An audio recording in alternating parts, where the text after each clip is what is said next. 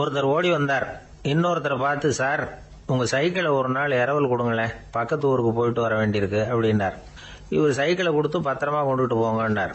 Sir இதை பத்திரமா கொண்டு போறேன், கவலையே வேணாம், ஏன்னா இது உங்களோட சைக்கிள் அப்படின்னு நான் நினைக்கல, என்னோட சைக்கிளா நினைக்கிறேன் அப்படின்னார். அதுக்கப்புறம் தான் இவருக்கு உண்மையாவே பயம் வந்துட்டுது. ஏன்னா அவர் சொன்னது மாதிரி அதை தன்னோட சைக்கிளாவே நினைச்சு தள்ளிட்டு போட்டா என்ன பண்றது? எது எதை நம்முடையதா நினைக்கணுங்கிறதுக்கு ஒரு வரையறை இருக்கு. சில பேர் ஆபீஸையே வீடா நினைச்சு விடுறது உண்டு. அப்படிப்பட்டவங்க கூட வீட்டை ஆபீஸா நினைக்கிறது இல்லை. ஏன்னா வீட்டில் இவர் ஆபீசரா நடந்துக்க முடியறதில்லை. இதெல்லாம் ஒரு பக்கம் இருக்கட்டும். இப்போ விஷயத்துக்கு வருவோம். பொறியியல் மேதை டாக்டர் விஸ்வேஸ்வரய்யா இருந்தார் இல்லையா, பாரத ரத்னா விருதெல்லாம் கொடுத்தாங்களே. ஆபீஸ் வேலை வேற, சொந்த வேலை வேற அப்படிங்கிறதுக்கு ஒரு உதாரணமா இருந்தவர் அவர். மைசூர் மகாராஜா கிட்ட திவானா இருந்தார். அவர் ஒரு நாள் அரசாங்க வேலை காரணமா வெளியூர் போயிருந்தார். ஹாசன்கிற ஊருக்கு பக்கத்துல ஒரு பயண மாளிகை, அங்க தங்கிவிட்டார். ராத்திரி அங்க தங்கி இருந்துட்டு விடிஞ்சதும் ஊருக்கு திரும்புறதாக திட்டம். ராத்திரி தூங்கறதுக்கு ரொம்ப நேரம் ஆயிட்டுது. ரொம்ப நேரம் வரைக்கும் அரசாங்க சம்பந்தப்பட்ட வேலைகளையே பார்த்துக்கிட்டு இருக்கிறார். அரசாங்க ஃபைல்கள் நிறைய இருந்தது. அதையெல்லாம் ஒவ்வொன்றா எடுத்தார், படிச்சு பார்த்தார், பரிசீலனை பண்ணார். அதில் எழுத வேண்டியதை எழுதினார், கையெழுத்து போட்டார். ஒரு வழியா அந்த வேலையெல்லாம் முடிஞ்சுது. அதுக்கப்புறம் என்ன பண்ணார்னா, தன்னுடைய சூட்கேஸை திறந்தார். அதிலிருந்து 2 மெழுகுவத்தியை எடுத்து கொளுத்தி வச்சார். அந்த பயண மாளிகையில அது வரைக்கும் எரிஞ்சுக்கிட்டு இருந்த மின்சார விளக்குகளை அணைச்சுட்டார். அதுக்கு பிறகு அந்த மெழுகுவத்தி வெளிச்சத்துல சில புத்தகங்களை தொடர்ந்து படிக்க ஆரம்பிச்சிட்டார். அந்த பயண மாளிகையில பணியாளரா இருந்தவர் இதை பார்த்துட்டு ஓடி வந்தார். மறுபடியும் மின் விளக்கு போடுறதுக்காக போனார். விஸ்வேஸ்வரய்யா அதை பார்த்துட்டு போட வேணாம்ட்டாராம். இதுவரைக்கும் நான் அரசாங்க அலுவல்களை கவனிச்சுக்கிட்டு இருந்தேன், அதனால மின் விளக்குகள் அப்ப எரிஞ்சதுல தப்பு இல்லை. இப்ப நான் புத்தகம் படிச்சுக்கிட்டு இருக்கேன், இது என்னுடைய சொந்த வேலை, இங்க இருக்கிற மின் விளக்கு அதுக்காக ஏன் எரியணும் அப்படின்னு கேட்டாராம். இப்ப இருக்கிற சில அரசு பணியாளர்கள் கிட்ட இந்த சம்பவத்தை பேச்சோட பேச்சா சொல்லி பார்த்தேன். அவங்களால இதை ஜீரணிக்கவே முடியல. நேர்மை தேவைதான் சார், அதுக்காக அவ்வளவு தூரத்துக்கு அது தேவையா அப்படிங்கிறாங்க. விஸ்வேஸ்வரய்யா அப்படி பண்ணினது தான் ஒரு நேர்மையாளர் அப்படின்னு இந்த உலகத்துக்கு நிரூபிக்கணுங்கிறதுக்காக இல்லை. தான் அப்படி நடந்து காட்டினா தன்னை சுத்தி இருக்கிறவங்களும் அதை கேள்விப்படுறவங்களும் முடிஞ்ச அளவுக்கு பொது வாழ்க்கையில அரசு பணியில நேர்மையை கடைபிடிக்க முயற்சி பண்ணலாமே அப்படிங்கிறதுக்காகத்தான். இப்பவும் சில பேர் இருக்கிறாங்க, இவங்க ஆபீஸ் வேற வீடு வேறன்னு நினைக்கிறது இல்லை, அவ்வளவு உரிமை. ஒருத்தர் அப்படிதான், அவருக்கு அவசரமா 5000 ரூபாய் தேவைப்பட்டது. ஆபீஸ் பணத்தை எடுத்துக்கிட்டார். அந்த நேரம் பார்த்து ஆடிட் வந்துட்டுது. ஆப்பிட்டுக்கிட்டார். விசாரணை நடக்குது. அவர் சொல்றார், சார் நான் நேரம் காலம் பார்க்காம ஆபீஸ்ல வேலை செய்வேன், ஏன்னா அதை என்னோட ஆபீஸா நினைக்கிறேன். அவசரத்துக்கு அந்த பணத்தை எடுத்தேன், மறுபடியும் வச்சுடலாம்னு தான் இருந்தேன், அதுக்குள்ள இப்படி ஆயிட்டுது. நீங்க என்ன நினைச்சாலும் சரி, நான் ஆபீஸ் வேற வீடு வேற அப்படின்னு நினைக்கிறது இல்லை, அது என்னோட சுபாவம் அப்படின்னார். விசாரணை பண்ணவர் தீர்ப்பு வழங்கினார். உங்க சுபாவத்துக்கு மதிப்பு கொடுத்து நானும் தீர்ப்பு வழங்குறேன். நீங்க கொஞ்ச நாள் ஜெயிலில் இருந்துட்டு வாங்க, அது உங்களுக்கு கஷ்டமா இருக்காதுன்னு நினைக்கிறேன். ஏன்னா அங்க போனாலும் நீங்க உங்க சுபாவப்படி வீடு வேற ஜெயில் வேறன்னு நினைக்க மாட்டீங்க அப்படின்னா. வயிறு பசிக்குதேங்கிறது சிலரோட கவலை, வயிறு பசிக்க மாட்டேங்குதே அப்படிங்கிறது சில பேரோட கவலை. 2 விதமான கவலைக்கும் வயிறு தான் காரணமா இருக்குது. வயிறு பசிச்சதுன்னா அது இயற்கை, வயிறு பசிக்கலைன்னா அது வியாதி. ஆனா பசியையும் நாம பசிப்பிணி அப்படின்னு தான் சொல்லுவோம். என்ன காரணம்? வியாதியை போக்க வேண்டியது எவ்வளவு முக்கியமோ அதை விட முக்கியம் பசியை போக்க வேண்டியது. ஒரு சமுதாயத்துல பசிப்பிணியே இருக்கக்கூடாது, அதுதான் நல்ல சமுதாயம். பசியை போக்கணும்னா சாப்பாடு போடணும், பசியின்மையை போகணும்னா வைத்தியம் தான் பண்ணணும். இது சம்பந்தமா எவ்வளவோ ஆராய்ச்சிகள் நடக்குது, நிறைய மருந்து கண்டுபிடிச்சிருக்கிறாங்க. நம்ம உடம்புல பசியை தூண்டக்கூடிய பகுதி எது, இதை முதல்ல தெரிஞ்சுக்கணும் இல்லையா? நாம சாப்பிடுற ஆகாரம் செரிக்கிறதுக்கு எது காரணம் தெரியுமா? நம்ம மூளையோட பின்பகுதி தான் அதுக்கு காரணமா இருக்குதாம். மூளையின் பின்பகுதியில நரம்பு செல்களால் ஆன 2 வகையான ஆரக்சின்கள் தான் பசியை உண்டாகுது அப்படின்னு கண்டுபிடிச்சிருக்கிறாங்க. 2 ஆய்வாளர்கள் இதை கண்டுபிடிச்சிருக்காங்க. அவங்க 2 பேரும் டெக்சாஸ் பல்கலைக்கழகத்துல ஹார்வர்டு ஹக்ஸ் மருத்துவ கல்வி நிலையத்தில் பணிபுரியறவங்களாம். உண்பது தேவைங்கிறது உணரப்படும் போது மூளையின் அந்த குறிப்பிட்ட பகுதி ஆரக்சின் அப்படிங்கிற ஹார்மோன்களை சுரக்கும். அது பசி உணர்வை தூண்டும் அப்படிங்கிறது தான் அந்த ஆய்வாளர்களின் கண்டுபிடிப்பு. இந்த ஆரக்சின் வேற சில உயிரினங்கள்லயும் உண்டு. இப்போ எலிகளில் கூட இது இருக்குது. அதனால எலிகளை வச்சு இது சம்பந்தமா ஆராய்ச்சி பண்ணாங்க. எலிகள் உடம்புல ஆரக்சினை செலுத்தி பார்த்தாங்க. உடனே என்னாச்சு தெரியுமா? அந்த எலியெல்லாம் பசியால துடிக்க ஆரம்பிச்சுட்டுது. எதையாவது தின்னு பசியை தீர்த்தா போதுங்கிற அளவுக்கு அந்த எலிகள்லாம் அல்லாட ஆரம்பிச்சுட்டுது. இயல்பா சாதாரணமா அந்த எலிகள் எவ்வளவு சாப்பிடுமோ அது மாதிரி 8 முதல் 10 மடங்கு அதிகமான ஆகாரத்தை 1 மணி நேரத்துக்குள்ள சாப்பிட்டு தீர்த்துட்டு தான். சில எலிகளின் மூளையில இந்த ஆரக்சின் அளவை கட்டுப்படுத்தி பார்த்துருக்குறாங்க. உடனே என்னாச்சு தெரியுமா? அதெல்லாம் சாப்பாட்டை கண்டா முகத்தை திருப்பிட்டு போக ஆரம்பிச்சுட்டு தான். அந்த எலிகளுக்கு பசி எடுக்கலையா. இந்த ஆராய்ச்சியின் அடிப்படையில் பசியை எடுக்காமல் இருக்கிற மனிதர்களுக்கும் பசியை தூண்ட முடியும் அப்படின்னு சொல்லி ஆராய்ச்சியாளர்கள் தெரிவிச்சிருக்கிறாங்க. ஆக ஆரக்சின் தான் பசிக்கு காரணம்ங்கிறது தெரிஞ்சு போச்சு. சரி, இந்த ஆரக்சின் அப்படின்னா என்ன? அது ஒரு கிரேக்க சொல். அதுக்கு பசின்னு அர்த்தம். நம்ம ஆளுங்களுக்கெல்லாம் பசியை தூண்டுறதுக்கு மருந்து தேவையில்லை, பசியை குறைக்கிறதுக்கு தான் மருந்து தேவை. ஒரு அம்மா டாக்டரை தேடி வந்தாங்களாம். டாக்டர், எங்கள் வீட்டுக்காரருக்கு திடீர்னு அகோர பசி, நிறைய சமைச்சு போடுறேன், அவ்வளவையும் சாப்பிட்டுட்டு கீழே கிடக்கிற குப்பை கூலங்களையும் எடுத்து சாப்பிட ஆரம்பிச்சுடுறார், என்னன்னு கவனிச்சு பாருங்க அப்படின்னாங்களாம். எவ்வளவு நாளாக அப்படி இருக்குதுன்னு கேட்டிருக்காரு டாக்டர். 1 வாரமாக அப்படி இருக்குதுன்னாங்களாம். இவ்வளவு நாளா ஏன் சும்மா இருந்தீங்க? ஆரம்பத்திலேயே இங்கே அழைச்சிட்டு வர வேண்டியது தானே அப்படின்னாரான் டாக்டர். அது ஒன்றும் இல்லை டாக்டர், வீடு பூரா சுத்தமாகட்டுமேன்னு பார்த்துக்கிட்டு இருந்தேன் அப்படின்னாங்களாம் அந்த. சங்கீத வித்வான்களில் பல வகை உண்டு. சில குறிப்பிட்ட ராகங்களை பாடுறதுல அவங்களுக்கு பெருமை வர்றது உண்டு. ஆனால் ஒருத்தர் இருந்தார், அவரால் ஒரு ராகத்துக்கே பெருமை வந்தது. அந்த ராகத்தை அவர் வாசிச்சு கேட்கணும் அப்படின்னு சொல்லுவாங்க. அது என்ன ராகம்னா தோடி ராகம். சரி, அந்த வித்வான் யாருன்னா அவர் தான் திருவாவடுதுறை ராஜரத்னம் பிள்ளை. பேராசிரியர் கல்கி ஒரு சமயம் தம்முடைய பத்திரிகையில் எழுதினாராம். அதை அப்படியே படிக்கிறேன் கேளுங்களேன். ஆகா, ஸ்ரீ ராஜரத்னம் பிள்ளையின் தோடி ஆலாபனையை முதலில் கேட்டபோது அவருடைய கற்பனையை விட்டு தள்ளுங்கள். நம்முடைய மனதில் என்னென்ன இன்பமயமான கற்பனைகள் எல்லாம் உதித்தன. குழந்தை தாயிடம் கொஞ்சம் குரலை கேட்டோம், அன்னை குழந்தையிடம் கொஞ்சம் குரலை கேட்டோம், ரதியும் மன்மதனும் பேசிக்கொண்ட காதல் மொழிகளை கேட்டோம், முருகன் சிவபெருமான் செவிகுளிர மொழிந்த உபதேசத்தை கேட்டோம், கலைமகள் கவிஞனுக்கு அருளிய ஆசி மொழிகளை கேட்டோம், நாரத முனிவருடைய தம்பூரா சுருதியை கேட்டோம், ராவணன் தன் எலும்பை ஒடித்து வீணையாகச் செய்து வாசித்த கானத்தை கேட்டோம், கானப் பறவைகளின் கலகல ஒலியை கேட்டோம், கோல குயில்களின் குரல் இனிமையை கேட்டோம். இப்படிலாம் பேராசிரியர் கல்கி விமர்சனம் எழுதியிருக்கிறார். திருவாவடுதுறை ராஜரத்னம் பிள்ளை அவர்களுடைய வாசிப்பை கேட்டுட்டு TN ராஜரத்னம் பிள்ளை இறந்து போனார். அப்போ கவிஞர் கண்ணதாசன் எழுதினார், செவியனில் ஓடி எங்கள் சிந்தையில் ஓடி இந்த புவியெல்லாம் ஓடி நின்பார் பொங்கிய தோடி வேறிங்கு எவரிடம் போகும் ஐய இனி அதை காப்பார் யாவர் அவிந்தனின் சடலத்தோடே அவிந்தது தோடிதானும் அப்படின்னு எழுதினாராம். அந்த அளவுக்கு அவருடைய தோடியை ரசித்தவர்கள் உண்டு. அதே மாதிரி தோடின்னா என்னன்னு தெரியாமலே அவரை ரசித்தவங்களும் அந்த காலத்துல உண்டு. அதாவது ஒரு பெரிய சபையில இவர் வாசிச்சுக்கிட்டு இருக்கிறார். பாதியில ஒரு பெரிய மனுஷன் உள்ள வந்தார். அவர் உடம்புல பட்டு வேஷ்டி, ஜருக, அங்கவஸ்திரம், வாயில வெத்தலை, வாசனை புகையில, காதுல வைரக்கடுக்கன், கழுத்துல தங்க சங்கிலி, கை விரல் பூரா மோதிரம், கையில ஒரு வெள்ளி வெத்தலை புட்டி, உதவிக்கு 2 பேர் பக்கத்துல. இவ்வளவு பந்தாவோட வரார் கச்சேரி கேட்கறதுக்கு. இப்படி வந்தவர் முதல் வரிசையில உட்கார்ந்தார். வித்வான் வாசிச்சு முடிச்சதும் இவர் அவரை பார்த்து, ஐயா, நீங்க தோடி வாசிக்கிறதுல ரொம்ப கெட்டிக்காரர்னு கேள்விப்பட்டிருக்கேன், அதை கேட்கறதுக்காக தான் மெனக்கிட்டு வந்திருக்கிறேன், அதை வாசிங்களேன் அப்படின்னாராம் இந்த பெரியவர். ராஜரத்னம் பிள்ளைக்கு ஒன்றும் புரியல. ஏன்னா இதுவரைக்கும் அவர் வாசிச்சுக்கிட்டு இருந்ததே அந்த தோடி ராகத்தை தான். அதை வாசிச்சு முடிச்சதும் அதை வாசிங்களேன்னு இவர் கேட்கிறார். அப்படின்னா இவரோட ஞானம் எப்படிப்பட்டது?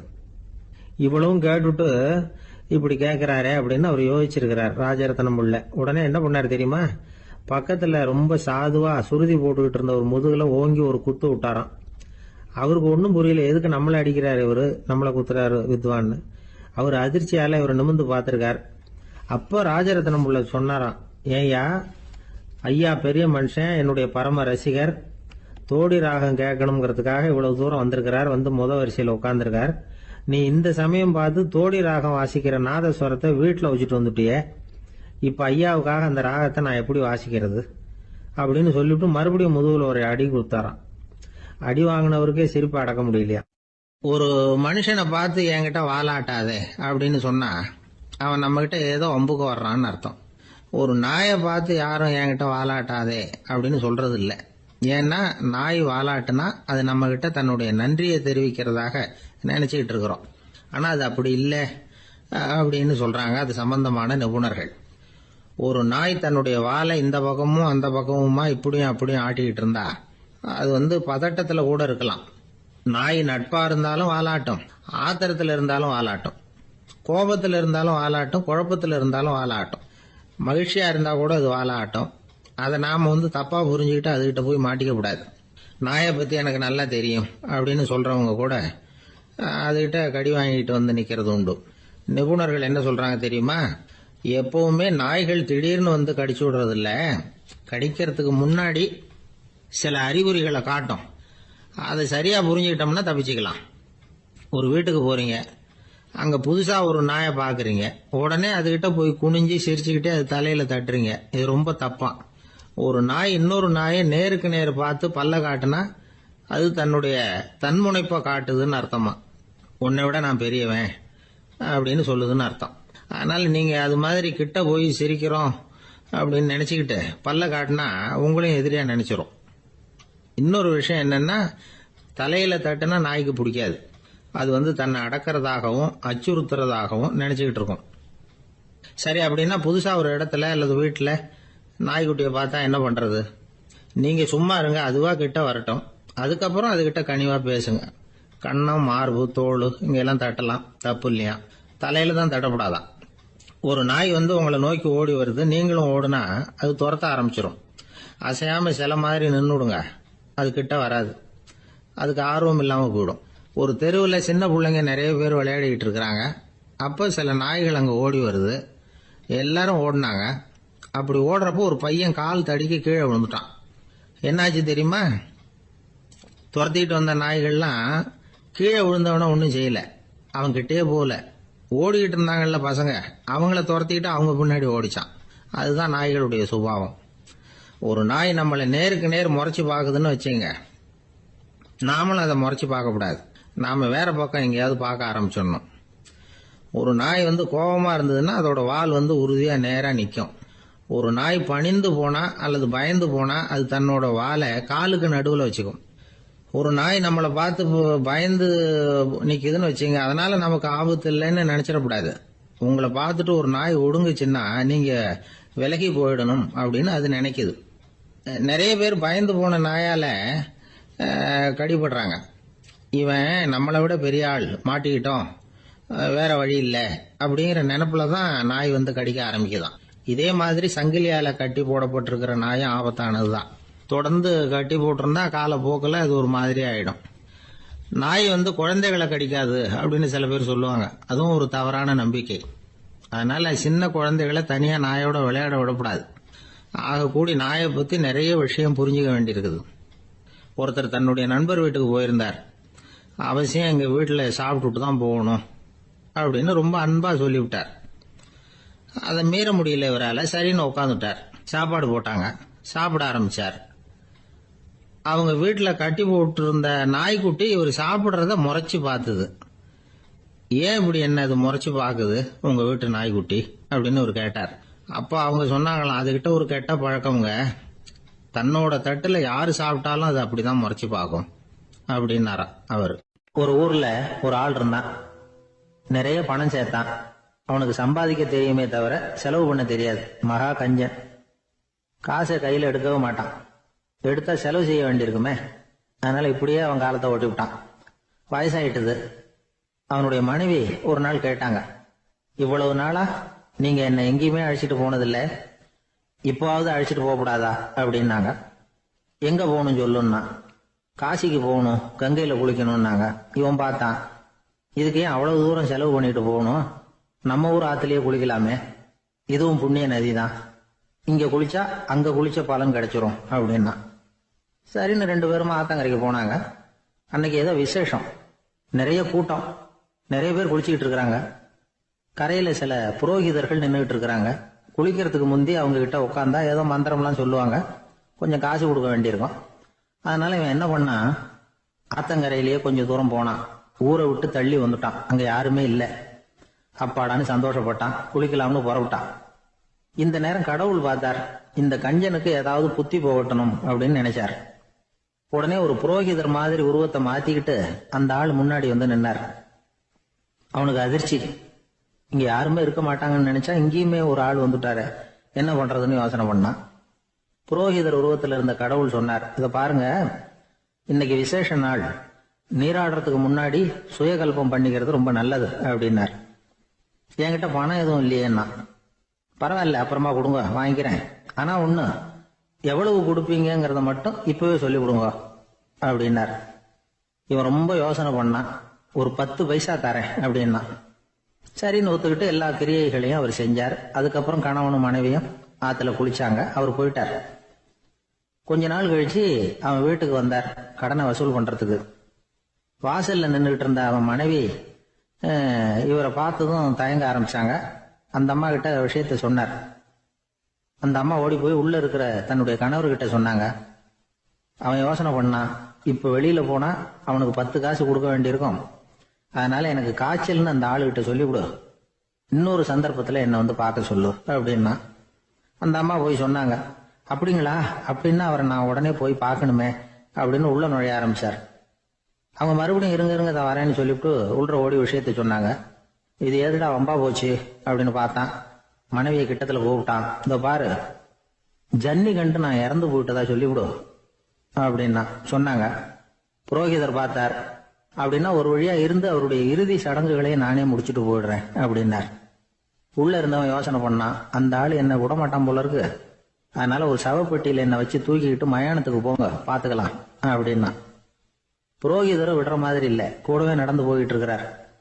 அங்க இறக்கி சடங்குகளை முடிச்சுட்டு தீ வைக்கிற நேரம் பொட்டிக்குள்ள இருந்த நம்ம ஆளு அலறி அடிச்சுட்டு வெளியில ஓடி வந்தான். புரோகிதர் உருவத்தில் இருந்த கடவுள் சிரிச்சார், தன்னுடைய சுய உருவத்தை காட்டினார். அதுக்கப்புறம் அவனை கூப்பிட்டு, இத பாருப்பா, ஏன் இப்படி அல்லாடுற, ஏதாவது வரம் வேணும்னா கேள் தரேன் அப்படின்னார். அவன் யோசனை பண்ணான், பகவானே ஒரே ஒரு வரம் தான் உங்ககிட்ட கேட்கணும்னா. என்ன வேணும் கேளுன்னார். அந்த 10 பைசா தட்சணையை தள்ளுபடி பண்ணா போதும் அப்படின்னா. கடவுளும் சரின்னு சொல்லிட்டு போயிட்டார். இப்படி ஒரு கதையை சுவாமி சிவானந்தர் சொல்லியிருக்கிறார். செல்வந்தர்கள் பல பேர் இப்படித்தான் இருக்கிறாங்க, தாங்களும் அனுபவிக்க மாட்டாங்க, அடுத்தவங்களுக்கும் கொடுக்க மாட்டாங்க. இது மாதிரியான கஞ்சர்களுக்கு இந்த உலகம் இல்லை அந்த உலகம் இல்லைங்கிறார் அவர். இந்த கதையில கடவுள் கடன் வசூலுக்கு வந்தது மாதிரி நம்ம ஊர் ஆள் ஒருத்தன் இன்னொருத்தர்கிட்ட 10 பைசா கடன் கொடுத்துட்டான். திருப்பி வாங்கறதுக்கு நடையா நடக்கிறான். கடைசியா கேட்டான், நீ எப்பதான் கடனை திருப்பி தரப்போற, அதை முடிவா சொல்லுன்னா. வர்ற வியாழக்கிழமை கண்டிப்பா கொடுத்துருவேன் அப்படின்னானா அவன். அன்னைக்கு நான் ஊர்ல இருக்க மாட்டேனே அப்படின்னானா இவன். அதனால என்ன, நானும் தான் அன்னைக்கு ஊர்ல இருக்க மாட்டேன் அப்படின்னா. ஒரு ஊர்ல 4 நண்பர்கள் இருந்தாங்க. 4 பேரும் சோம்பேறிகள். 4 பேருக்கும் எந்த வேலையும் செய்யறதுக்கு உடம்பு வளையறது இல்லை. இருந்தாலும் சோம்பேறித்தனத்துல ஒருத்தருக்கு ஒருத்தர் கொஞ்சம் வித்தியாசம் உண்டு. அதுக்கு தகுந்த மாதிரி அவங்களுக்கு பேர் அமைஞ்சு போச்சு. ஒருத்தன் கால் சோம்பேறி, இன்னொருத்தன் அரை சோம்பேறி, அடுத்தவன் முக்கால் சோம்பேறி, கடைசி ஆளு முழு சோம்பேறி. இவங்க 4 பேரும் நண்பர்கள். அப்புறம் எப்படி காரியம் நடக்கும்? 4 பேரும் ஒரு வீதியில அப்படியே நடந்து போய்கிட்டு இருக்கிறாங்க. நல்ல பசி, எங்கேயாவது சோறு போடுவாங்களா அப்படின்னு பார்த்துக்கிட்டே வந்தாங்க. அவங்க வந்த வழியில ஒரு 1 ரூபாய் காசு கிடந்தது தரையில. அவங்க கண்ணுல அது பட்டுது. ஆனாலும் அது குனிஞ்சு எடுக்கணுமே, அதுக்கு சோம்பேறித்தனம். முழு சோம்பேறி பார்த்தான். பக்கத்துல வந்துகிட்டு இருந்த முக்கால் சோம்பேறி கிட்ட சொன்னானா, டேய் அதை கொஞ்சம் குனிஞ்சு எடுறா அப்படின்னானா. அவன் என்ன பண்ணான் தெரியுமா, அதுக்கு அடுத்தபடியா வந்த அரை சோம்பேறி கிட்ட சொன்னானா, டேய் நீ அதை கொஞ்சம் குனிஞ்சு எடுறா அப்படின்னானா. அவன் இவனை விட மோசம், அடுத்தவங்க கிட்ட சொல்லியிருக்கிறான். அவனும் குனியறதுக்கு தயாரா இல்ல. ஆக கூடி கடைசியில யாருமே காசை எடுக்கல. என்னத்துக்கு அனாவசியமா உடம்ப வளைச்சுக்கணும் அப்படின்னு எல்லாரும் பேசாம வந்துட்டாங்க. அவங்க பாட்டுக்கு நடந்து வந்துகிட்டே இருக்கிறாங்க. எதிரில் ஒருத்தன் வாழைப்பழத்தை வண்டியில வச்சு தள்ளிட்டே வந்தான். ரூபாய்க்கு 4 பழம்னு கூவி வித்துக்கிட்டே வர்றான். இப்ப அந்த முழு சோம்பேறி சொன்னானா, டேய் வழியில கிடந்தத 1 ரூபா, அதையாவது எடுத்துக்கிட்டு வந்திருந்தா இப்போ இந்த பழத்தை வாங்கி ஆளுக்கு ஒன்று சாப்பிடலாமே அப்படின்னானா. ஆமாம் சாப்பிட்ருக்கலாமே அப்படின்னாங்களாம் மற்றவங்களும். ஆனாலும் திரும்பி போய் அதை எடுக்கணும்னு யாருக்கும் தோணலை. பேசாமல் சோர்ந்து போய் நடந்து வந்தாங்களாம். இருட்டி போச்சு. வழியில் ஒரு கோவில். சரி இங்கேயே படுத்து தூங்குவோம் அப்படின்னா ஒருத்தன். அதுதான் சரின்னாங்க மற்றவங்களும். அப்படியே மண்டபத்தில் படுத்துட்டாங்க. கோவில் அர்ச்சகர் வேலையெல்லாம் முடிச்சு விட்டு வெளியில் வந்திருக்காரு. இவங்கள பார்த்தாராம். ஏன் இப்படி சோர்ந்து போய் கிடக்குறீங்க அப்படின்னு விசாரிச்சிருக்காரு. 2 நாளாச்சுங்க நாங்கள் சாப்பிட்டு அப்படின்னாங்களாம். அவர் உடனே ஐயோ பாவம் அப்படின்னு சொல்லி பானை, விறகு, அரிசி, தண்ணி எல்லாம் கொடுத்து நீங்களே சமையல் பண்ணி சாப்பிட்டுக்கோங்க அப்படின்னு சொல்லிவிட்டு போயிட்டார். இந்த 4 பேருக்கும் சமையல் பண்ணி சாப்பிடணும்னு ஆசையாக தான் இருந்தது. ஆனால் அடுப்பு பற்ற வைக்கணுமே, அதுக்கு தீப்பெட்டி வேணுமே. தீப்பெட்டி இல்லை. இப்போ முழு சோம்பேறி ஆரம்பிச்சான். அடுத்தவனை பார்த்து டேய் கடைக்கு போய் ஒரு தீப்பெட்டி வாங்கிட்டு வாங்க அப்படின்னு நானான். அவன் வழக்கம் போல அடுத்தவங்க கிட்ட சொல்லியிருக்கான். அவன் அதுக்கு அடுத்தவங்க கிட்ட சொல்லியிருக்கிறான். கடைசியாக கால் சோம்பேறி கிட்ட வந்து சேர்ந்தது. அவனும் அது நம்மால முடியாது அப்படின்னு பேசாமல் இருந்துட்டான்.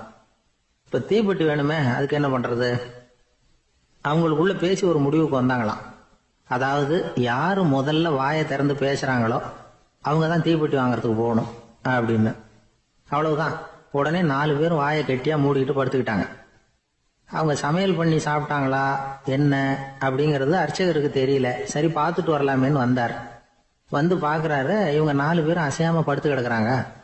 அர்ச்சகர் பயந்துட்டார். ஒருவேளை பசி தாங்காம செத்து போட்டாங்களோ அப்படிங்கிற பயம், அல்லது நாம கொடுத்த உணவுப் பொருள்ல ஏதாவது விஷம் கலந்துருக்குமோ அப்படின்னு பயந்தார். அப்படின்னா நம்ம மேல பழி வந்துருமே அப்படின்னு நினைச்சு நடுங்க ஆரம்பிச்சுட்டார். அப்புறம் அவரும் ஒரு முடிவுக்கு வந்தாராம். கோவிலுக்கு பக்கத்திலேயே ஒரு பெரிய குழி இருந்தது. அதுல ஒவ்வொருத்தரையா இழுத்துக்கிட்டு போய் போட்டார். கொஞ்சம் மண்ணை தள்ளினார். காலால மிதிச்சார். அவர் மிதிச்ச மிதி ஒருத்தன் அடி வயத்துல போட்டுவிட்டது. அவன் உடனே வலி தாங்காம ஐயோ அம்மான்னு அலறினான். உடனே நடந்தது என்ன தெரியுமா? மற்ற 3 பேரும் துள்ளி எழுந்திருச்சாங்களாம். அவனை பார்த்து நீ தாண்டா தீப்பெட்டி வாங்க போகணும், நீ தாண்டா வாங்க போகணும், நீ தான் சத்தம் போட்ட அப்படின்னு சொல்லி ஆரம்பிச்சுட்டாங்களாம். அர்ச்சகர் பார்த்தார். இது பேய் மாதிரி தெரியுதுன்னு நினைச்சுக்கிட்டு ஒரே ஓட்டமா ஓடி போட்டாராம். கிராமப்புறங்கள்ல இப்படி ஒரு கதையை சொல்றது உண்டு. சோம்பல்ங்கிறது நம்ம முன்னேற்றத்துக்கு பெரிய தடை அப்படிங்கிறத நாம புரிஞ்சுக்கணும். அதுதான் இந்த கதை சொல்ற நீதி. ஒரு பள்ளிக்கூடத்துல ஒரு புதுமையான போட்டி நடந்துதான். அதாவது சோம்பேறித்தனத்துக்கு பரிசு. அதுல 2வது பரிசு யாருக்குன்னு அறிவிச்சாங்க. ஒரு பையன் எழுந்திரிச்சு மெதுவா நடந்து போய் பரிசை வாங்கிட்டான். அடுத்தது முதல் பரிசு யாருக்கு அப்படின்னு அறிவிச்சாங்களாம். அவன் கடைசி வரிசையில இருந்து கத்தனானா, ஐயா அதையும் அந்த பையன் மூலமாவே கொடுத்து அனுப்பி வச்சிருங்க, இங்க வந்தது நான் வாங்கிக்கிறேன் அப்படின்னா. ஒரு ஊர்ல ஒரு ராஜா இருந்தார். அவரு ஒரு நாள் காலையில அரண்மனையில மேல் மாடத்துல வந்து நின்றுகிட்டு இருந்தார். அப்போ ஒரு ஆள் வீதியில ரொம்ப வேகமா ஓடிக்கிட்டு இருக்கான். அதை ராஜா கவனிச்சார். அவன் மனசுல ஏதோ ஒரு தவிப்பு இருக்குங்கிறத புரிஞ்சுக்கிட்டார். உடனே அரண்மனை சேவகர்களை கூப்பிட்டார். அந்த ஆளை இங்க அழைச்சிட்டு வாங்க அப்படின்னார். இவங்க ஓடி போய் அந்த ஆளை அழைச்சிட்டு வந்தாங்க. மன்னர் முன்னாடி நிறுத்தினாங்க. மன்னர் அவனை நிமிர்ந்து பார்த்தார். எதுக்காக இவ்வளவு வேகமா ஓடிக்கிட்டு இருக்கிற அப்படின்னு கேட்டார். இதுக்கு அவன் சொன்னா, மன்னா நம்ம கோட்டையின் வடக்கு வாசல் இருக்கு இல்லையா, அது ஓரமா ஒரு பெரிய பாறாங்கல் கிடக்கு. அதுக்கு அடியில நான் ஒரே ஒரு வெள்ளி நாணயத்தை புதைச்சி வச்சிருக்கேன். அது இப்போ எனக்கு தேவைப்படுது. என்னுடைய மனைவிக்கு ஒரு பரிசு வாங்கி கொடுக்க வேண்டியிருக்கு. அதுக்காக தான் அவசரமா ஓடிக்கிட்டு இருக்கிறேன் அப்படின்னா. மன்னர் யோசனை பண்ணார். அப்புறம் சொன்னார், அதுக்காகவா இப்படி ஓடுற? பரவாயில்ல, அதை பத்தி கவலைப்படாத. நான் உனக்கு 10 வெள்ளி காசுகள் தர்றேன், வாங்கிட்டு திரும்பி போ அப்படின்னார். இவன் தலையை சொரிஞ்சான். மன்னா நீங்க கொடுக்கறத ரொம்பவும் மகிழ்ச்சியோட வாங்கிக்கிறேன். இருந்தாலும் அதுக்கப்புறம் அந்த வடக்கு வாசலுக்கு போய் அங்க இருக்கிற ஒரு நாணயத்தையும் எடுத்துக்கிட்டு போயிடுறேனே அப்படின்னா. இத பாருப்பா, அந்த ஒரு நாணயத்தை மறந்துரு, உனக்கு 100 வெள்ளி நாணயங்கள் தரேன்னு இருக்கார். மன்னா ரொம்ப மகிழ்ச்சி, உங்க மாதிரி தாராள குணம் வேற யாருக்கும் வராது. நீங்க கொடுக்கற 100 நாணயங்களையும் வாங்கிக்கிறேன். இருந்தாலும் வடக்கு வாசலுக்கு போய் அதையும் எடுத்துக்கிட்டா 101 ஆயிடுமே அப்படின்னானா. இத பாருப்பா, அந்த ஒரு நாணயத்தை மறந்துரு, அது எக்கேடாவது கெட்டு போகட்டும். நான் உனக்கு 100 பொற்காசுகள் தரேன், அதையாவது வாங்கிட்டு வந்த வழியிலேயே திரும்பி போடுன்னாராம். தங்க நாணயங்களே தரேன்னு சொல்றீங்க, தாராளமா வாங்கிக்கிறேன். இருந்தாலும் வடக்கு வாசலுக்கு போய் அப்படின்னு மறுபடியும் ஆரம்பிச்சான். அரசர் வந்து பொறுமை இழந்துட்டார். கடைசியா ஒரு முடிவுக்கு வந்துட்டார். இத பாருப்பா, உனக்கு என்னுடைய ராஜ்யத்திலேயே பாதியை கொடுத்துடுறேன், அப்படியாவது திருப்தியா திரும்பி போ அப்படின்னாராம். மன்னா, உங்களுடைய பெருந்தன்மைக்கு ஈடு இணையே கிடையாது. தேசத்திலேயே பாதி பிரிச்சு கொடுக்குறேன்னு சொல்றீங்க, அதனால உங்ககிட்ட ஒரு சின்ன வேண்டுகோள் அப்படின்னானா. சொல்லுன்னாராம் மன்னர் ஆர்வமா. இவன் மெதுவா ஆரம்பிச்சான். அப்படி இந்த ராஜ்யத்தை ரெண்டா பிரிக்கிறப்போ அந்த வடக்கு வாசல் இருக்கிற பக்கத்தை என்கிட்டயே கொடுத்துருங்கோ அப்படின்னானா. மன்னர் அசந்து போயிட்டார். இந்த கதை எதுக்காகன்னு கேட்டா, மனம்ங்கிறது ஒரு குரங்குங்கிறத புரிஞ்சுக்கிறதுக்காகத்தான். உன்னை புடிச்சுக்கிட்டா லேசில விடாது. அப்படிப்பட்ட மனச அறிவு தான் வழி நடத்தணும். அதுலதான் வாழ்க்கையின் வெற்றி அடங்கி இருக்குது. ஒரு சின்ன பையன் தெருவில் அழுதுகிட்டு இருந்தான். ஏன்பா அழுவுறேன்னு ஒரு பெரியவர் கேட்டார். ₹1 காசை இங்க தொலைச்சுட்டேன் அப்படின்னா. சரி, அதுக்காக அழாத, அதுக்கு பதிலாக 10 ரூபா தரேன், இந்தா வச்சுக்கோன்னு கொடுத்தாரு. அந்த 10 ரூபாய வாங்கி சட்டப்பையில போட்டுக்கிட்டு அதை விட அதிகமா சத்தம் போட்டு அழ ஆரம்பிச்சுட்டான். மறுபடியும் ஏன்டா அழறேன்னு கேட்டார் பெரியவர். அந்த ₹1 கிடைச்சிட்டுதுன்னா இப்ப என்கிட்ட 11 ரூபா இருக்குமே, இப்ப 10 ரூபா தானே இருக்கு அப்படின்னு சொல்லிவிட்டு அழறான். ஒருத்தர் ரொம்ப அவசரமா வந்தார். சார், மனுஷன் நிம்மதியா இருக்கிறதுக்கு என்ன வழின்னு கேட்டார். சீக்கிரமா ஒரு கல்யாணத்தை பண்ணீங்க, எல்லாம் சரியா போடும் அப்படின்னோம். அவர் ஒரு மாதிரியா பார்த்தார். ஏற்கனவே எனக்கு கல்யாணம் ஆயிட்டுது சார், அதனால தானே நிம்மதியா இருக்கிறதுக்கு வழி கேட்கறேன் அப்படின்னார். சரி, இவர் ஒரு மாதிரியான கேஸ் அப்படின்னு நினைச்சுக்கிட்டு நம்ம கிட்ட இருந்த ஒரு சின்ன புத்தகத்தை அவர்கிட்ட தூக்கி கொடுத்தோம். இதை படிச்சு பாருங்கன்னு. கல்யாணத்துக்கு பிறகும் சந்தோஷமா இருக்கிறதுக்கு என்ன வழி அப்படிங்கிற கேள்விக்கு அந்த புத்தகத்துல விளக்கம் இருந்தது. கணவன் மனைவிக்குள்ள சிக்கல் வராம இருக்கிறதுக்கு அதுல சில வழிகளை சொல்லி கொடுத்துருக்குறாங்க. அதெல்லாம் என்னென்ன அப்படிங்கிறத இப்ப பார்க்கலாமா? குடும்பம்னு இருந்தா கோபம் வரதான் செய்யும். அது வந்துட்டு போட்டும் பரவாயில்ல. ஆனா அந்த கோபம் ஒரே நேரத்துல 2 பேருக்கும் வந்துடாம பாத்துக்கணும். ஒரு சமயத்துல யாராவது ஒருத்தர் தான் கோபப்படணும், அடுத்தவங்க அமைதியா இருக்கணும். அதுக்கப்புறம் இவர் அமைதியான உடனே அவங்க ஆரம்பிச்சுக்கலாம். கோபமா ஏதாவது சொன்னா உடனே கோபமா பதில் சொல்லக்கூடாது. கொஞ்சம் பொறுத்து கோபம் தீர்ந்த உடனே அந்த பதில சொல்லலாம். அப்போ பதில் கோபமா இருந்தா கூட அது அவ்வளவு பெருசா தெரியாது. அற்ப விஷயத்துக்கெல்லாம் காய்ச்சி மூச்சுன்னு கத்திட்டு இருக்க கூடாது. உங்க 2 பேருக்குள்ள ஒரு தர்க்கம் ஆரம்பம் ஆயிட்டுதுன்னு வச்சுக்கோங்க. கடுமையா 2 பேரும் விவாதம் பண்றீங்க. உங்கள ஒருத்தர் இதுல ஜெயிக்கணும்னா அது நீங்களா இருக்க வேணாம், அடுத்தவங்க ஜெயிக்கிறதுக்கு நீங்க துணையா இருங்களேன். அப்படின்னா நீங்க கொஞ்சம் விட்டு கொடுக்கணும், அவ்வளவுதான். ஏதாவது குத்தம் சொல்லணுமா, செஞ்ச தப்ப சுட்டி காட்டணுமா, விமர்சனம் பண்ணணுமா, பண்ணுங்க, வேணான்னு சொல்லல. ஆனா சொன்னதை அப்படி சொல்றத கொஞ்சம் அன்பா இதமா சொல்லுங்க.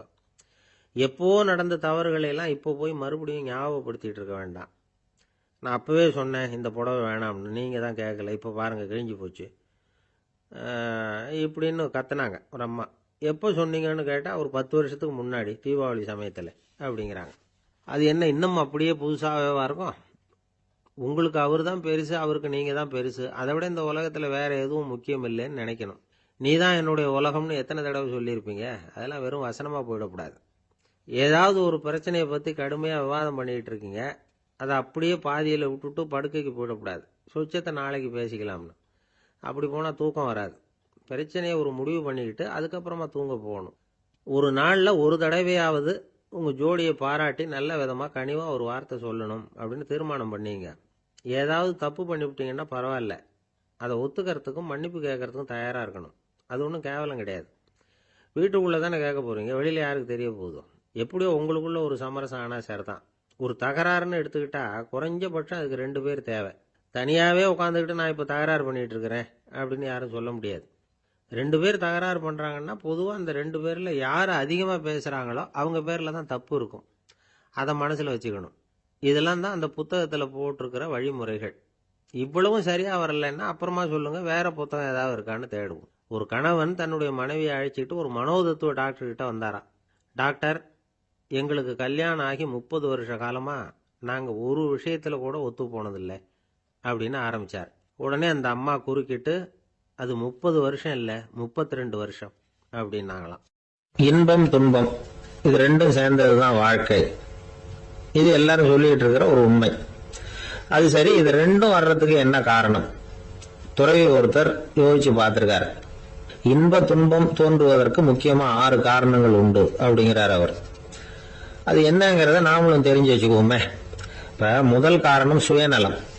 ஒரு தாயார் தன்னுடைய சுயநலம் கருதி தன்னுடைய மகன் இன்பமா இருக்கணும்னு ஆசைப்படுறாங்க.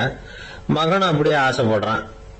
அதனால தாயாரின் இன்ப துன்பங்களை பார்த்துட்டு மகனும் இன்ப துன்பம் அடையறான். அந்த அம்மாவுக்கும் அதே நிலைமை தான். 2வது காரணம் உறவு. நான் துறவியான பிறகு கூட உறவுங்கிற காரணத்தினாலதான் தாயாருடைய சுக துக்கங்களை கண்டு நானும் சுக துக்கம் அடைகிறேன். என் தாயாருடைய நிலைமையும் இதுதான் அப்படிங்கிறார் ஒரு துறவி. மூணாவது காரணம் என்னன்னா அறிமுகம். எனக்கு அறிமுகமான ஒருத்தரை ரயில் நிலையத்தில் சந்திக்கிறேன். அவர் தன்னுடைய பணப்பையை எங்கேயோ தொலைச்சு விட்டு வருத்தப்பட்டு இருக்கிறார். நானும் வருத்தப்படுறேன். அந்த சமயத்தில் யாரோ ஒருத்தர் இதுதானே அவங்க பணப்பை அப்படின்னு சொல்லி கொண்டாந்து நீட்டுறார். பணப்பையை தொலைச்சவர் சந்தோஷப்படுறார், நானும் சந்தோஷப்படுறேன். இது அந்த துறவி சொல்ற அனுபவம். நாலாவது காரணம் என்னன்னா கருணை. எனக்கு முன்னே தெரியாத ஒருத்தனை யாரோ ஒருத்தன் அடிச்சு காயப்படுத்தி போடுறான். கருணை காரணமா நான் அதுக்காக துக்கப்படுறேன். அஞ்சாவது காரணம் எதையும் நம்புறது. ஒரு பசுமாட்டை ஒரு முரணை அடிச்சுட்டு இருக்கிறான் அப்படின்னு ஒருத்தர் வந்து நம்ம கிட்ட சொல்றாருன்னு வைங்க, உடனே நான் துக்கப்படுறேன். இன்னொருத்தர் வந்து அந்த முரணனை போலீஸ்காரங்க புடிச்சிட்டு போயிட்டாங்கன்னு சொல்லி சொல்றாரு, நான் உடனே சந்தோஷப்படுறேன். மூணாவதா ஒருத்தர் வந்து முதல் 2 பேரும் சொன்னது பொய்யுங்கிறார். அப்ப நான் இன்ப துன்பம் ரெண்டுமே இல்லாம நிம்மதியா இருக்கிறேன். இது ஒரு விதம். அடுத்தது 6வது காரணம் என்னன்னா தன்மயமாகுதல். ஒரு நாவல் படிச்சுட்டு இருக்கிறோம், அதுல வர்ற பாத்திரங்களோட நாம ஒன்றி போயிடுறோம். அதுல வர்ற பாத்திரங்கள் சிரிச்சுன்னா நாமளும் சிரிக்கிறோம், அது அழுதுன்னா நாமளும் அழறோம். அதெல்லாம் வந்து அந்த துறவி சொல்ற அனுபவ உண்மைகள். இன்ப துன்பம் ரெண்டும் தோன்றுவதற்கு சுயநலம், உறவு, அறிமுகம், கருணை, எதையும் நம்புறது, தன்மயமாகிறது, இதெல்லாம் தான் முக்கிய காரணம் அப்படின்னு அவர் சொல்றார். ஆக கூடி ஒட்டு மொத்தமா யோசனை பண்ணி பார்த்தா பிற பொருள்கள் மீது பற்றுதல் காரணமா தான் நாம வந்து இன்ப துன்பம் அடையிறோம் அப்படிங்கறத புரிஞ்சுக்க முடியுது. மனுஷன் வந்து இன்ப துன்பம் அடையறதுக்கு 7வது காரணம் கூட ஒண்ணு உண்டு அப்படின்னு சொல்லிட்டே வந்தார் ஒருத்தர். அது என்ன அப்படின்னு கேட்டோம். அதுதான் சார் இந்த நீங்க சொல்லிட்டு வர்ற இன்று ஒரு தகவல்னார். எப்படி சொல்றீங்கன்னு கேட்டோம். இன்று ஒரு தகவல் கேட்க ஆரம்பிக்கிறப்போ மனசுல இன்பம், ஆரம்பிச்ச உடனே இது ஏற்கனவே கேட்ட சமாச்சாரமாச்சே அப்படின்னு நினைக்கிறப்போ துன்பம் அப்படின்னு அதுக்கு ஒரு விளக்கம் கொடுத்தார். ஒரு மாணவனை பார்த்தேன். என்ன தம்பி படிப்புலாம் எப்படி இருக்குது அப்படின்னு விசாரிச்சேன். அவன் ரொம்ப அழுத்துக்கிட்டான். நான் நல்லா தான் சார் படிக்கிறேன், இருந்தாலும் புத்தியில சரியா ஏற மாட்டேங்குது சார் அப்படின்னா. சரி, இவனும் நம்ம ரகம்தான் அப்படின்னு சொல்லி முடிவு பண்ணிட்டோம். கல்வி கற்கக்கூடிய ஒரு மாணவன் சம்பந்தப்படுற புத்திகள் பல வகை. அதை பத்தி ஒரு பெரியவர் விளக்கி இருக்கிறார். மிருத்து புத்தின்னு ஒண்ணு இருக்குதான். மிருத்துன்னா மண்ணு. மண்ணால வந்து செவுறு கட்டுறோம்ல, மண் சுவர்ல வந்து ஆணி அடிக்கிறதும் சுலபம், அதை பிடுங்கி எடுக்கிறதும் சுலபம். அது மாதிரி சில பேர் குரு சொல்லி கொடுக்கறத சுலபமா கேட்டு தெரிஞ்சு வச்சுக்குவாங்க, கொஞ்ச நேரத்துல சுலபமா மறந்தும் போயிடுவாங்க. இது மிருத்து புத்தின்னு பேரு, மண் புத்தி. தாரு புத்தின்னு ஒண்ணு உண்டான். தாருன்னா மரம். அதுல பச்சை மரத்துல வந்து ஆணி அடிக்கிறது சுலபம், ஆனா அது எடுக்கிறது கஷ்டம். அது மாதிரி ஆசிரியர்கிட்ட இருந்து கேட்டதை கவனமா மனசுல பதிய வச்சுக்கிட்டு அதை மறக்காம இருக்கிறது தாரு புத்தி. பட்டை மரமா இருந்தா அதுல ஆணி அடிக்கிறதும் கஷ்டம், அடிக்கிற ஆணியும் சீக்கிரம் நழுவிடும். அது மாதிரி கேட்கிற விஷயம் மனசுல பதியறதும் கஷ்டம். அப்படியே பதிஞ்சாலும் அது நீடிச்சு இருக்கிறதும் கஷ்டம், கொஞ்ச காலத்துல மறந்துடும். இன்னொரு வகை புத்தி ஒண்ணு உண்டு, அதுக்கு பேரு சிலா புத்தின்னு பேரு. சிலான்னா கல்லு. ஒரு கருங்கல்லுல 4 துளைய போட்டு ஒரு துளையில வந்து உளிய வச்சு அடிச்சா மற்ற துளை வழியாவும் பிளந்து கல்லு 2ஆயிடும். அது மாதிரி சந்தியான இடங்கள்ல குறிப்பா ஒரு பொருளை சொன்னா அதை வச்சுக்கிட்டு மற்றதையும் தெரிஞ்சுக்கிறது, அது சிலா புத்தின்னு பேர். வேணு புத்தின்னா என்ன தெரியுமா? வேணும்னா மூங்கில். மூங்கில் கணுவுல ஒரு பக்கம் உளிய வச்சு அடிச்சா 2 பக்கமும் பிளந்துரும். அது மாதிரி ஒரு செய்தியை கேட்டுக்கிட்டு இருக்கிறப்பவே அதோட முன்பின் தொடர்களையும் தெரிஞ்சுக்கணும், அது வேணு புத்தி. தைல புத்தின்னு ஒண்ணு உண்டு. தைலம்ங்கிறது எண்ணெய். தண்ணியில ஒரு துளி எண்ணெயை விட்டா அது தண்ணி பூரா பரவி போடுதுல்ல, அது இப்படி பரவுறது மாதிரி ஆசிரியர் சுருக்கமா ஒரு கருத்தை சொன்னா அதை வச்சுக்கிட்டு பூரா விஷயங்களையும் தெரிஞ்சுக்கணும், அது தைல புத்தி. கற்பூர புத்தின்னு ஒண்ணு கேள்விப்பட்டிருக்கோம். அது எப்படின்னா, கற்பூரம் வந்து தீ பட்ட உடனே பிடிச்சிக்கும். ஆசிரியர் சொன்ன உடனே நுண்ணறிவோட பாடங்களை புரிஞ்சுக்கிறது இந்த வகை புத்தி. கரி புத்தின்னு ஒண்ணு. அது எப்படின்னா, கரியில நெருப்பை வச்சு விசிறிய பிறகு அதுக்கப்புறம் அது கறி நெருப்பாகும். அது மாதிரி காலம்பரை சாயந்தர வேலைகள்ல ஆசிரியர் வந்து பாடம் சொல்லி கொடுப்பார், அதை கொண்டு புரிஞ்சுக்கிறது இந்த வகை. கதலித்தண்டு புத்தின்னு ஒன்று சொல்லுவாங்க. கதலிங்கிறது வாழை மரம். வாழைத்தண்டுல தீ வைக்கிறது எவ்வளவு சிரமமோ அவ்வளவு சிரமத்தோட கல்வி கற்கிறது கதலித்தண்டு புத்தி. இதை தவிர இன்னும் சில வகையான மாணவர்களை கூட அடையாளம் காட்டுறாங்க. ஆசிரியர் சொன்னதுல நல்லதை மட்டும் எடுத்துக்கிறவன் அன்னம். ஆசிரியர் கிடைச்ச இடத்துல பாடத்தை கேட்டுக்கிட்டு பிறகு தனியா உட்காந்து சிந்திக்கிறவன் பசு. பசுமாடு அப்படித்தானே, புல்லு கண்ட இடத்துல மேயும், அதுக்கப்புறம் நிதானமா அசை போட்டுக்கும். ஆசிரியர் சொன்னதை தவிர வேற எதையும் சொல்ல முடியாதவன் கிளி. பல இடங்கள்ல பாடங்கள் கேட்டு கடைசியில் ஒன்றும் புரியாம போறவன் ஆடு. ஆடு ஒரு செடியில வயிறார மேயாது, ஒரே செடியில இக்கரைக்கு அக்கறை பச்சைன்னா அங்கேயும் இங்கேயும் அலைஞ்சிக்கிட்டே இருக்கும். சில பேருக்கு எருமைன்னு பேர். எருமை எப்படின்னா குளத்து நீரை கலக்கி தான் குடிக்கும். அது மாதிரி ஆசிரியர் மனசை நோக செய்து பயில்கிற மாணவர்கள்லாம் இந்த ரகம். இவ்வளவுலாம் இருந்தாலும் இந்த காலத்து மாணவர்கள்லாம் ஒரு தனி ரகம். ஒரு ஆசிரியர் வகுப்புல பாடம் நடத்திக்கிட்டு இருந்தார். இலக்கண வகுப்பு. இறந்த காலம், நிகழ்காலம், எதிர்காலம், past tense, present tense, future tense, இதை பத்திலாம் பாடம் நடத்துறார். எல்லாம் சொல்லி கொடுத்துட்டு இப்ப நான் ஒரு வாக்கியம் சொல்லுவேன், அது என்ன காலம் அப்படிங்கறத நீங்க சொல்லணும்னார் ஆசிரியர். சரி, நாங்க மாணவர்கள்லாம், நான் நாளைக்கும் பாடம் நடத்த போகிறேன், இது என்ன காலம் அப்படின்னு கேட்டார் ஆசிரியர். அதாவது நான் நாளைக்கும் பாடம் நடத்த போகிறேன், இந்த வாக்கியம் என்ன காலம்னு கேட்டார். ஒரு பையன் மெதுவா எழுந்திரிச்சு சொன்னான், இது எங்க போதாத காலம் சார் அப்படின்னு சொல்லிவிட்டு உட்காந்துட்டானா. சில பேரை இப்படி சொல்றது உண்டு. அடுத்தவங்களை அனுசரிச்சு நடந்துக்க தெரியல, அவன் என்ன சார் மனுஷன் அப்படிம்பாங்க. சக மனிதர்களோட எப்படி பழகிறது அப்படின்னு தெரியாததுனாலேயே பல பேர் இன்னைக்கு சங்கடப்பட்டுக்கிட்டு இருக்கிறாங்க. வசதி வாய்ப்பெல்லாம் சரியா இருக்கும், ஆனா வாழ்க்கை சரியா இருக்காது. இன்னொருத்தர்கிட்ட எப்படி பேசுறது பழகிறதுங்கிறது தெரியாததுனால தான் இந்த அவஸ்தை. சரி, இந்த அவஸ்தை இல்லாம வாழறது எப்படி? இதுக்கு அனுபவசாலிகள் சில வழிமுறைகளை சொல்றாங்க. அதெல்லாம் என்னென்னங்கிறத இப்ப தெரிஞ்சுக்குவோம். முதல்ல நம்ம நாக்கு நம்ம கண்ட்ரோல்ல இருக்கணும். வார்த்தைகளை கொட்டிவிட்டு அதுக்கப்புறம் அள்ள முடியாம கடந்து கஷ்டப்படக்கூடாது. எப்படி பேசுறோங்கிறதும் முக்கியம், பேசுறப்ப எப்படி முகத்தை வச்சிருக்கிறோங்கிறதும் முக்கியம். அன்பா பேசினாலும் நல்லா இருக்கும். அப்படி பேசுறப்ப ஆதரவா அவர் தோள் மேல ஒரு கையை போட்டுக்கிட்டு பேசினா இன்னமும் நல்லா இருக்கும். ரெண்டாவது விஷயம், இன்னொருத்தர்கிட்ட பேசுறப்ப வாக்குறுதிகளை அள்ளி வீசக்கூடாது. கொடுக்கற வாக்குறுதி குறைச்சலா இருக்கணும். அப்படி கொடுத்த வாக்குறுதியை கண்டிப்பா நிறைவேற்றணும். நாம ஒருத்தரை பாராட்டுறோம் அல்லது அவரை பத்தி அபிப்பிராயம் சொல்றோம்னா அது ஆக்கப்பூர்வமா இருக்கணும். நம்ம பாராட்டு அல்லது விமர்சனம் அடுத்தவருடைய முன்னேற்றத்துக்கு உதவுறது மாதிரி இருக்கணும். நாம சொல்றதை கேட்டுட்டு அவன் தலையில கையை வச்சுட்டு உட்காந்துடக்கூடாது. எப்பவும் உற்சாகமா இருக்கணும், முகம் மலர்ச்சியா இருக்கணும். மனுஷன் இருந்தா வருத்தம், கவலை, ஏமாற்றம் எல்லாம் இருக்கதான் செய்யும். அதெல்லாம் மனசுல இருக்கட்டும். அந்த வருத்தமும் கவலையும் ஏமாற்றமும் சேர்ந்துக்கிட்டு நம்ம முகத்துல இருக்கிற மலர்ச்சியை மூடி மறைக்கிறதுக்கு நாம இடம் கொடுத்துடக்கூடாது. எந்த விஷயத்தை பத்தி யாருக்கிட்ட பேசினாலும் வெளிப்படையா பேசணும், திறந்த மனசோட பேசணும். மூடி மறைச்சி முன்னு மூழ்கிக்கிட்டு இருக்கக்கூடாது. இன்னொருத்தர்கிட்ட பேசுறப்போ விவாதம் பண்ணுங்க, அது தப்பு இல்லை, ஆனா வாதாடிக்கிட்டு இருக்கக்கூடாது. அதாவது என்ன சொல்றாங்கன்னா, டிஸ்கஸ் பண்ணலாம், ஆர்கியூ பண்ணக்கூடாதான். நம்ம கிட்ட இருக்கிற நல்ல குணங்களை நாம எடுத்து சொல்லிட்டு இருக்கக்கூடாது. அந்த நல்ல குணங்களே நம்மளை பத்தி எடுத்து சொல்லணும், அது மாதிரி நடந்துக்கணும்.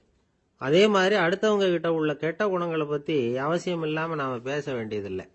உங்களை பத்தி யாராவது தப்பா பேசுறாங்களா, அப்படி அவங்க பேசுறதுல உண்மை இல்லையா அப்படின்னா அதை நீங்க பொருட்படுத்த வேண்டியதில்லை, விட்டுடலாம், அது தானா போயிடும்.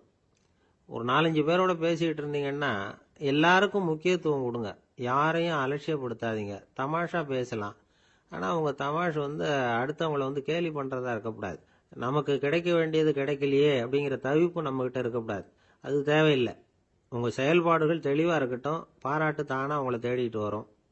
இன்னொரு மனுஷனுடைய மனசுல கௌரவமான ஒரு இடத்த பிடிக்கணும்னா நாம இந்த குணத்தை எல்லாம் நம்ம கிட்ட வளர்த்துக்கணும். இதெல்லாம் அனுபவசாலிகள் சொல்லி இருக்கிற குறிப்புகள். இந்த குறிப்புகளை சரியா புரிஞ்சுக்கணும், அது முக்கியம். தப்பா புரிஞ்சுக்கிட்டா என்ன ஆகும் தெரியுமா? இதை கேளுங்க. ஒருத்தர் வந்தார், சார் அடுத்தவங்க தோள் மேல கையை போட்டுக்கிட்டு அன்பா பேசணும்னு சொன்னீங்க, அப்படிதான் பேசினேன். அவரு முதுக கூட தட்டி கொடுத்தேன், என் வேலை போயிட்டுது சார், வீட்டுக்கு அனுப்பிச்சுட்டாங்க அப்படின்னார். யாருக்கிட்ட அப்படி பேசுனீங்கன்னு கேட்டோம். என் முதலாளி கிட்ட சார் அப்படிங்கிறார் ரொம்ப சோகமா. ஒரு ஊர்ல ஒரு பெரிய செல்வந்தர் இருந்தார். பணத்துக்கு பஞ்சம் இல்லை, அதனால இந்த உலகத்துல முடியாத காரியம் எதுவும் இல்லைன்னு நினைச்சார். பணம் இருந்தாலே அந்த நினைப்பு தானா வந்துடும். அதனால இவரும் அப்படி நினைச்சதுல ஒன்றும் தப்பு இல்லை. அந்த ஊருக்கு குருநானக் ஒரு தடவை வந்தார். அவருக்கு இந்த செல்வந்தர் ரொம்ப பிரமாதமா ஒரு வரவேற்பு கொடுத்தார். ஊர் எல்லையிலேயே எங்க வீட்டுக்கு விருந்து சாப்பிட்டுட்டு போகணும்னு கேட்டுக்கிட்டார். அவரும் சரின்னு ஒத்துக்கிட்டார். உடனே தன்னுடைய பங்களாவில் ஒரு பெரிய விருந்துக்கு ஏற்பாடு பண்ணார். குருநானக் அழைச்சிட்டு வீட்டுக்கு போனார், உட்கார வச்சார். ஐயா, நான் இந்த ஊர்லயே ரொம்ப பெரிய வசதி உள்ளவன், என்னால எல்லாம் முடியும். உங்களுக்காக நான் என்ன செய்யணும்னு சொல்லுங்க, எதுவா இருந்தாலும் பரவாயில்ல, எவ்வளவு செலவானாலும் பரவாயில்ல, என்னால செய்ய முடியும்.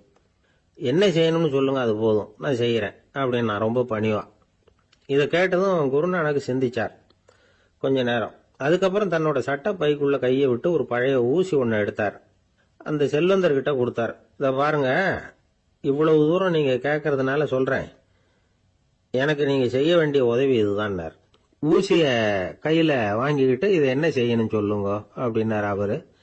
நீங்க செய்ய வேண்டியது என்னன்னா, இந்த ஊசிய பத்திரமா வச்சிருக்கணும். நாம 2 பேரும் இறந்து போனதுக்கு பின்னாடி இன்னொரு உலகத்துல நாம சந்திக்கக்கூடிய வாய்ப்பு இருக்குது.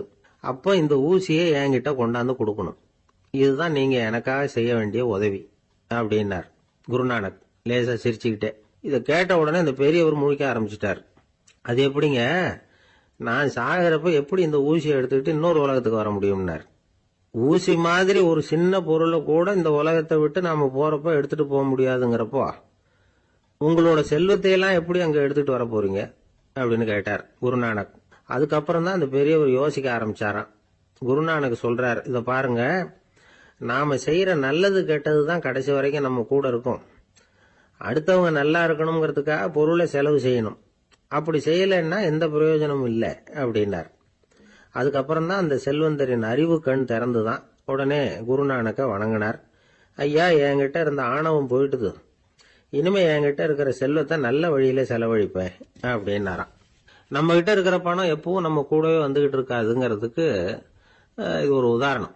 அதுக்காக நாம பணம் சேர்க்கறத பத்தி கவலைப்பட வேண்டியதில்லை, பேசாம படுத்து தூங்கிட்டு இருந்தா போதும் அப்படின்னு இதுக்கு அர்த்தம் பண்ணிக்கப்படாது. முறையான வழியில பணம் சேர்க்கணும், அதை முறையான வழியில செலவு பண்ணணும். அதனால ஏற்படக்கூடிய மன நிறைவு இருக்கு பாருங்க, அது அனுபவிச்சவங்களுக்கு தான் தெரியும். சொர்க்கத்துக்கு போறவங்க இங்க இருந்து பணத்தை எடுத்துட்டு போக முடியாது. ஆனா நம்ம செல்வத்தை இங்க மத்தவங்களுக்கு பயன்பட செய்து அதனால ஏற்படுற புண்ணியம் இருக்கு பாருங்க, அதை எடுத்துட்டு போக முடியுமா. இதுதான் ஆன்மீகவாதிகள்லாம் சொல்ற கருத்து. ஜான் நியூட்டன் ஒருத்தர், அவரு சொன்னார், நான் எப்பவாவது சொர்க்கத்துக்கு போய் சேர்ந்தேன்னா அங்க 3 அதிசயங்களை பார்ப்பேன்னார். என்னன்னு கேட்டாங்க. நான் யார் யாரு இருக்க மாட்டாங்கன்னு நினைச்சுக்கிட்டு இருந்தானோ அவங்கள சில பேர் அங்க இருப்பாங்க, அது ஒரு பெரிய அதிசயம்னார். சரி, அடுத்தது என்ன? 2வது அதிசயம் என்னன்னா, அங்க இருப்பாங்கன்னு நான் எதிர்பார்த்த சில பேர் அங்க இருக்க மாட்டாங்க அப்படின்னார். சரி, 3வது பெரிய ஆச்சரியம் என்ன அப்படின்னா, நான் அங்க இருக்க பாருங்க, அதுதான் அந்த 3வது அதிசயம் அப்படின்னாராம். இந்த உலகத்துல மனுஷன் எவ்வளவோ தவறுகள் செய்யறான், அதுக்கெல்லாம் என்ன காரணம்? அதை பத்தின ஆராய்ச்சி தான் இன்னைக்கு. இதுக்கு ஆராய்ச்சி என்னத்துக்கு, அது தெரிஞ்ச விஷயம் தானே அப்படின்னு நீங்க நினைக்கலாம். ஆனா அப்படி அலட்சியமா இந்த விஷயத்தை விட்டுறக்கூடாது. பொதுவா எல்லோரும் நினைக்கலாம், எது சரி எது தவறு அப்படின்னு தெரியாததுனாலதான் மனுஷன் தப்பு பண்றான் அப்படின்னு. ஆனா அப்படி சொல்லிட முடியாது. மனுஷன் தெரிஞ்சே தான் தவறுகள் பண்றான். இப்போ உதாரணத்துக்கு, ஒரு சாலையில இடது பக்கம் போக வேண்டிய ஒருத்தர் நடுக்கோட்டை தாண்டி வலது பக்கமா வண்டியை ஓட்டிட்டு போறாருன்னு வச்சுங்க. என்னப்பா இது தப்பு இல்லையா அப்படின்னு அவர்கிட்ட கேட்டா, அதெல்லாம் எனக்கு தெரியும், நீ உன் வேலையை பார்த்துட்டு போ அப்படிம்பார். வலது பக்கமா போறது தப்புன்னு தெரிஞ்சே தான் அவர் அப்படி செய்யறார், அப்படி போறார். பெரிய உத்தியோகத்துல இருக்கிறவங்க கூட லஞ்சம் வாங்குறாங்க. அவங்களுக்கெல்லாம் லஞ்சம் வாங்குறது தப்புன்னு தெரியலன்னு அர்த்தம். திருடுறது தப்புன்னு தெரியாமலாம் மனுஷன் திருடுறான், நல்லாவே தெரியும். நீங்க வேணும்னா கேட்டு பாருங்க, வேற வழி இல்ல அதனாலதான் திருடுறேன்பா. திருடுறது ஒரு புண்ணியமான காரியம்னு திருடனே கூட சொல்ல மாட்டான். திருடுறது தவறுங்கிறது திருடனுக்கு தெரியும் அப்படிங்கறத விளக்கறதுக்காக ஒரு பெரியவர் ஒரு கதை சொன்னார். அதாவது 2 திருடர்கள் 2 பேரும் சேர்ந்து ஒரு வீட்டுக்கு போய் ஒரு 10,000 ரூபாயை திருடிட்டு வந்துடுறாங்க. ஒரு காட்டு வழியா வந்துகிட்டு இருக்கிறாங்க. இன்னும் விடியல. 2 பேருக்கும் தூக்கம் கண்ணை சுத்துது. சரி, இப்படியே ஒரு மரத்தடியில படுத்து தூங்குவோம், காலையில விடிஞ்சதும் இந்த பணத்தை 2 பேரும் பங்கு போட்டுக்குவோம் அப்படின்னு முடிவு பண்றாங்க. அதே மாதிரி படுத்து தூங்குறாங்க. நடு ராத்திரியில ஒரு திருடன் முழிச்சுக்கிறான். விடிகிற வரைக்கும் காத்துக்கிட்டு இருந்தா 5,000 ரூபா தான் கிடைக்கும், இப்பவே கம்பி நீட்டினா 10,000 ரூபா கிடைக்கும் அப்படின்னு யோசிச்சு பார்த்துட்டு ஒரு முடிவுக்கு வந்தான். மெதுவா அந்த 10,000த்தையும் சுருட்டிக்கிட்டு அடுத்தவனுக்கு தெரியாம ஓடி போயிட்டான். விடியுது. அடுத்தவன் எழுந்திரிச்சு பாக்குறான், பணத்தையும் காணல, பாகஸ்தனையும் காணல. இந்த திருடன் அந்த திருடனை திட்டுறான், திருட்டு பய, அயோக்கிய பய, இப்படி அநியாயமா கிளப்பிட்டு போட்டானே அப்படிங்கிறான். இதுல இருந்து என்ன தெரியுது? தெரியாம எடுத்துக்கிட்டு போறது திருட்டு, அயோக்கியத்தனம், அநியாயம் அப்படிங்கறது இவனுக்கு தெரிஞ்சிருக்குது. அதனாலதான் அடுத்தவனை பார்த்து இப்படி திட்டுறான். அதனால தெரியாததுனால மனுஷன் தவறு பண்றான்னு சொல்றது சரியில்லை. அப்படின்னா மனுஷன் பண்ற தவறுகளுக்கு உண்மையான காரணம் தான் என்ன? இதே சந்தேகம் அர்ஜுனனுக்கும் வந்துதான். அதனாலதான் அவன் பகவானை பார்த்து கேக்குறான். மனுஷன் தன் விருப்பத்துக்கு விரோதமா ஏதோ ஒரு சக்தியினால பலாத்காரமா இழுக்கப்பட்டது மாதிரி பாவம் பண்றானே, அந்த சக்தி என்ன அப்படின்னு கேக்குறான். இதுக்கு பகவான் பதில் சொல்றார். காமமும் குரோதமும் தான் அந்த சக்திகள். அதாவது ஆசையும் சினமும். இது ரெண்டும் உன்னுடைய எதிரிகள் அப்படிங்கறத புரிஞ்சுக்கோ அப்படிங்கிறார். இன்னமும் நுணுக்கமா பார்த்தா காமத்தினுடைய மறு உருவங்கள் தான் குரோதமும் லோபமும். ஆசை நிறைவேறலன்னா குரோதம், அதாவது கோபம். ஆசை நிறைவேறிட்டதுன்னா லோபம், அதாவது பேராசை. பாவத்தை கண்ட்ரோல் பண்ணணும்னா அதுக்கு மெயின் சுவிட்ச் எது அப்படிங்கறது இப்பதான் தெரியுது. அதுக்கு மனுஷன் தெரிஞ்சே தான் தவறு பண்றான் அப்படின்னு பேசிக்கிட்டோமே. அதுக்கு ஒரு உதாரணம். ஒரு ஆளு ஹோட்டல்ல சாப்பிட போனான். சாப்பிட்டு முடிச்சான். எழுந்திரிச்சு முதலாளி கிட்ட பில்ல கொடுத்தான். காசை கொடுக்கல. முதலாளி பணம் கொடுன்னு கேட்டார். இவன் என்கிட்ட பணம் இல்லைன்னா. முதலாளி கொஞ்சம் கூட அலட்டிக்கல. உள்ள இருந்து ஒரு ஆளை கூப்பிட்டார். இவனை கூப்பிட்டுட்டு போய் இட்லி மாவு ஆட்ட சொல்லுன்னார். இவனும் கவலைப்படாம உள்ள போயிட்டான். அப்போ அழைச்சிட்டு போற ஆளு கேக்குறான், ஏன் சார் சாப்பிடுறதுக்கு முன்னாடி காசு இல்லைங்கிறது உங்களுக்கு தெரியாதா அப்படின்னு கேக்குறான். தெரியும், காசு இல்லைங்கிறதும் தெரியும், காசு இல்லாம சாப்பிட்டா மாவாட்டணுங்கிறதும் தெரியும் அப்படின்னா அந்த ஆள். அப்படின்னா நீங்க உங்க வீட்லயே சாப்பிட்டு இருக்கலாமே அப்படின்னு கேக்குறான் அவன். அதுக்கு இவர் சொல்றாரு, அது எப்படி? அங்க சாப்பிட்டாலும் நான் இதே வேலையை தானே செய்ய வேண்டியிருக்கும் அப்படின்னாராம். 1816 வருஷம் செப்டம்பர் மாசம் 11ஆம் தேதி பிரான்ஸ் தேசத்துல உள்ள ஒரு மருத்துவமனை. அங்க ஒரு இளம் டாக்டர் கொஞ்ச நாளைக்கு முன்னாடி தான் அந்த ஆஸ்பத்திரியில புதுசா வேலைக்கு சேர்ந்திருக்கிறார். அவரு பேரு ரெனே லெனக். அவரு அன்னைக்கு காலையில அந்த மருத்துவமனையில அப்படியே ரவுண்ட்ஸ் வந்துகிட்டு இருக்கிறார். வார்டுல ஒரு படுக்கையில ஒரு இளம் பெண் படுத்திருக்கிறா. அந்த பொண்ணுக்கு இருதய நோயா இருக்கலாம்ங்கிறது மற்ற டாக்டர்கள் சந்தேகம். அந்த காலத்துல எல்லாம் ஒருத்தருடைய இருதய துடிப்பை தெரிஞ்சுக்கணும்னா நோயாளியின் மார்புல டாக்டர் காதை வச்சு பார்த்து தான் தெரிஞ்சுக்கிறது வழக்கம். ஆனா இந்த பெண்ணும் இளம் பெண், அந்த டாக்டரும் புதுசா சேர்ந்திருக்கிறவர். அதனால பரிசோதனை பண்ண தயங்கினார். கொஞ்ச நேரம் யோசனை பண்ணார். திடீர்னு ஒரு ஞாபகம் வந்தது அவருக்கு. அதாவது அன்னைக்கு விடியற் காலையில தோட்டத்தில் அப்படி வாக்கிங் போயிட்டு இருந்தப்போ சின்ன பசங்கள்லாம் ஒரு மரக்கட்டையை வச்சு விளையாடிட்டு இருந்தாங்களாம். அதை இவர் பார்த்துருக்கிறார். அது என்ன விளையாட்டுனா, ஒரு நீளமான மரப்பலகை, அதில் ஒரு முனையில் ஒரு பையன் தன்னுடைய காதை வச்சுக்கிட்டு இருக்கிறான். மறுமுனையில் இன்னொரு பையன் அந்த மரப்பலகையை ஒரு ஆணியால் கீறிக்கிட்டு இருக்கிறான். ஒரு முனையில் ஆணியால் கீறும் பொழுது மறுமுனையில் காதை வச்சிருக்கிற பையனுக்கு அந்த சத்தம் துல்லியமாக கேட்குது. அந்த டாக்டருக்கு காலையில் பார்த்த இந்த விளையாட்டு ஞாபகத்துக்கு வந்துட்டுது. உடனே என்ன பண்ணார் தெரியுமா? ஒரு நீளமான காகிதத்தை எடுத்தார். அதை அப்படியே உருளை மாதிரி உருட்டினார். ஒரு முனையை அந்த நோயாளியின் மார்புல இடது பக்கம் வச்சார். இன்னொரு முனையில தன்னுடைய காதை வச்சார். என்ன ஆச்சரியம்! நோயாளியின் மார்புல நேரடியா காதை வச்சு கேட்கறத விட துல்லியமா கேட்டது இதய துடிப்பு. இதய துடிப்பு மட்டும் இல்ல, மூச்சு இழுத்து விடுறது, திரவ பொருள்களின் அசைவு, எல்லா சத்தமும் தெளிவா கேட்குது. கிரேக்க மொழியில ஸ்டெத்தாஸ் அப்படின்னா மார்பு, ஸ்கோப்பின் அப்படின்னா பார்ப்பதுன்னு அர்த்தம். அதனால டாக்டர் ரெனே லெனக் தான் கண்டுபிடிச்ச கருவிக்கு ஸ்டெத்தஸ்கோப் அப்படின்னு பேர் வச்சார். அவரே முதல் மாடலையும் செஞ்சார். அளவு ரொம்ப பெருசா இருந்தது, சுலபமா எடுத்துட்டு போகிறது கஷ்டம். அது அவ்வளவு கஷ்டமா இருந்தது அது. அதனால அவரே அதை அப்புறம் 2 பிரிவா தயார் பண்ணார். இது 2 துண்டையும் டாக்டர் தன்னோட கோட்டு பாக்கெட்ல வச்சுக்கலாம், தேவைப்படுறப்ப எடுத்து ஒன்னா சேர்த்துக்கலாம். இப்படிதான் அவர் ஆரம்பத்தில் பண்ணார். தன்னுடைய இந்த கண்டுபிடிப்பை பத்தி அவர் ஒரு புத்தகம் எழுதினார். நிறைய வித்துது, புகழும் பணமும் சேர்ந்தது. பணமும் புகழும் சேர்ந்தது மாதிரியே அவருக்கு ஒரு நோயும் சேர்ந்தது. அது என்ன நோயின்னு கண்டுபிடிக்கிறதுக்கும் அவரு கண்டுபிடிச்ச கருவி தான் உபயோகப்பட்டுதான். அவரே அதை கண்டுபிடிச்சார். அவருக்கு வந்திருந்தது காச நோய்.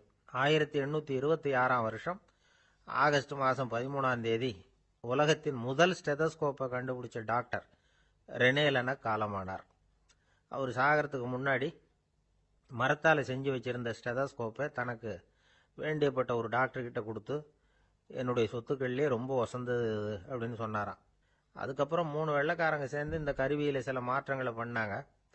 ஆனால் 1829 லண்டனில் டாக்டர் நிக்கோலஸ்ங்கிறவர் ஒரு காதால இதய துடிப்பை கேட்கறத விட டாக்டர் 2 காதாலையும் கேட்கறது தான் சரியா இருக்கும் அப்படின்னு ஒரு கருத்தை வெளியிட்டார். அதுக்கப்புறம் ரொம்ப காலம் கழிச்சு 1852 ஜார்ஜ் காமான் அப்படிங்கிறவர் ரப்பர் டியூபுகளை உபயோகப்படுத்தி 2 காதாலையும் கேட்கற மாதிரி ஒரு புதிய வடிவத்தை அதுக்கு கொடுத்தார்.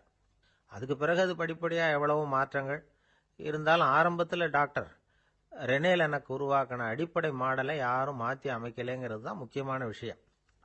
நமக்கு தெரிஞ்ச ஒரு ஆஸ்பத்திரி, அதில் ஒரு நோயாளி, காலை நேரத்தில் நர்ஸு அந்த பக்கமாக போயிட்டு இருந்தாங்க. அதை பார்த்துட்டு ஒரு நர்ஸுன்னு கத்துறார். நர்ஸு அவசரமாக ஓடி வந்து என்ன விஷயம்னு கேட்டாங்க. சிஸ்டர், இங்கே பாருங்க, உங்கள் டாக்டரை என் நெஞ்சில் ஒரு காதை வச்சு கேட்டுக்கிட்டு இருக்கிறார் அப்படின்னார் நோயாளி. சிஸ்டர் பதட்டப்படாம, அதனால என்ன, இந்த டாக்டர் பழமையான விஷயங்கள்ல ரொம்ப நம்பிக்கை உள்ளவர், அதனால ஸ்டெதாஸ்கோப்பை உபயோகப்படுத்தாம காதை வச்சு கேட்கிறார், அது ஒன்றும் தப்பு இல்லை அப்படின்னாங்களாம். ஐயோ, அதுக்காக இல்லை சிஸ்டர், இவர் என் நெஞ்சு மேல தலையை வச்சது நேற்று ராத்திரி 9 மணி, இப்ப விடிஞ்சு போச்சு, இன்னமும் தலையை எடுக்கவே இல்லை, அதுக்காக தான் சந்தேகப்பட்டு உங்களை கூப்பிடுறேன் அப்படி. அரேபிய நாடு, அங்க ஒரு ஆட்சி தலைவர், அரேபிய நாட்டு ஆட்சி பொறுப்பை ஏத்துக்கிட்டவர். அவர் வந்து ஆட்சி பொறுப்பை ஏத்துக்கிட்ட பிறகு ஒரு நாள் ஒரு தெருவில் நடந்து போய்கிட்டு இருந்தார். அவர் தோளில் ஒரு பெரிய துணி மூட்டை, அதை சுமந்துக்கிட்டு கடத்தெருவை நோக்கி அவர் போய்கிட்டு இருக்கிறார். வழியில் அவரை சந்திச்சார் உமர். அவர் கேட்டார், கலீஃபா அவர்களே, எங்க புறப்பட்டுட்டீங்க அப்படின்னு கேட்டார். கலீஃபான்னா ஆட்சி தலைவர்னு அர்த்தம். இதுக்கு அவர் சொன்னார், நான் வந்து துணி வணிகம் செய்யறவன், அதனால துணி வியாபாரம் செய்யறதுக்காக போயிட்டு இருக்கிறேன்னார். நீங்க இப்போ இந்த நாட்டுக்கு ஆட்சி தலைவர், ஆட்சி பொறுப்புல இருக்கிறீங்க, நீங்க வியாபாரம் செய்ய போட்டா அரசு பணிகளை செய்யறது யாரு அப்படின்னு கேட்டார் அவர். நான் அரசு பணிகளை மட்டுமே செஞ்சுக்கிட்டு இருந்தா என் குடும்பத்தை காப்பாத்துறது யாரு அப்படின்னு கேட்டார் அவர். இப்படி கேட்டவர் யார் தெரியுமா? அவர் தான் அபூபக்கர், இறை தூதர் முகமது அவர்களுக்கு பிறகு கலீஃபாவாக தேர்ந்தெடுக்கப்பட்டவர். அப்போலாம் ஆட்சி தலைவர்களுக்கு சம்பளம்னு எதுவும் கிடையாது. இந்த பிரச்சனையை எப்படி தீர்க்கிறதுன்னு யோசனை பண்ணார் உமர்.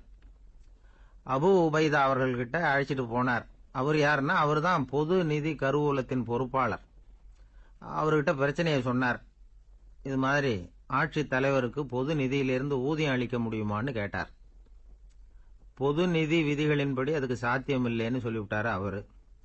சரி, வேற ஏதாவது வழி இருக்குதான்னு கேட்டார் உமர். அபு உபைதா கொஞ்சம் யோசனை பண்ணி பார்த்தார். அப்புறமா சொன்னார், மக்காவிலிருந்து மதீனாவுக்கு குடிபெயர்ந்து வந்த அகதிகளுக்கு நிதி உதவி அளிக்கிறதுக்கு விதிகள்ல இடம் இருக்கு. அப்படி பார்த்தா அபூபக்கரும் அகதி தானே, அதனால எல்லா அகதிகளுக்கும் கொடுக்கறது மாதிரியே அவருக்கும் ஒரு தொகை அளிக்கலாம்னார். கலீஃபா அபூபக்கருக்கு இந்த அகதி உதவி தொகையைத்தான் கொடுத்துட்டு வந்தாங்களாம். குடும்ப செலவுக்கு அது போதுமானதா இல்ல. இருந்தாலும் கலீஃபாங்கிறதுக்காக மற்ற அகதிகளை விட அதிகமா தொகையை பெற அவர் விரும்பல. மார்பு பக்கம் கிழிஞ்சிருந்த ஒரு மேலாடையை தான் அவர் அணிஞ்சிருந்தார். அவருடைய துணைவியார் அஸ்மா, அவங்க ஒரு நாள் தேன் அருந்த ஆசையா இருக்குன்னாங்களாம். நமக்கு கிடைக்கிற ஊதியம் குடும்ப செலவுக்கே போதுமானதா இல்லையே, இந்த நிலையில தேன் வாங்கறதுக்கு காசுக்கு நான் எங்க போவேன் இருக்காரு அவரு. கொஞ்ச நாள் கழிச்சு அவங்க ஒரு தொகையை அவர்கிட்ட கொடுத்து தேன் வாங்கிட்டு வர சொன்னாங்களாம். இவருக்கு ஆச்சரியம், ஏது இந்த பணம்னு கேட்டிருக்காரு. நீங்க தினமும் குடும்ப செலவுக்காக கொடுத்துக்கிட்டு வந்த பணத்துல கொஞ்சம் கொஞ்சமா மிச்சப்படுத்தி வச்சேன்னாங்களாம். அபூபக்கர் அந்த பணத்தை எடுத்துக்கிட்டு நேரா பொது நிதி கருவூல பொறுப்பாளர்கிட்ட போனார். இந்த பணத்தை பொது நிதியில சேர்த்துருங்க, இது அதிகப்படியா எனக்கு தரப்பட்டு வந்த ஊதியம், அடுத்த மாசத்திலிருந்து இந்த தொகையை குறைச்சுங்கன்னு வேற சொல்லிவிட்டாராம். பசியை தணிக்க தேவையான அளவு உணவு, ஒரு ஜோடி உடை, இதை தவிர கூடுதலா மக்கள் பொது நிதியிலிருந்து வாங்கிக்கிறதுக்கு என் குடும்பத்தாருக்கு உரிமை இல்லை அப்படின்னு சொல்லி கண்டிப்பா சொல்லிவிட்டாராம். அவர் வாங்கிட்டு வந்த இந்த குறைந்த ஊதியம் கூட அவர் மனசை உறுத்திக்கிட்டே இருந்தது.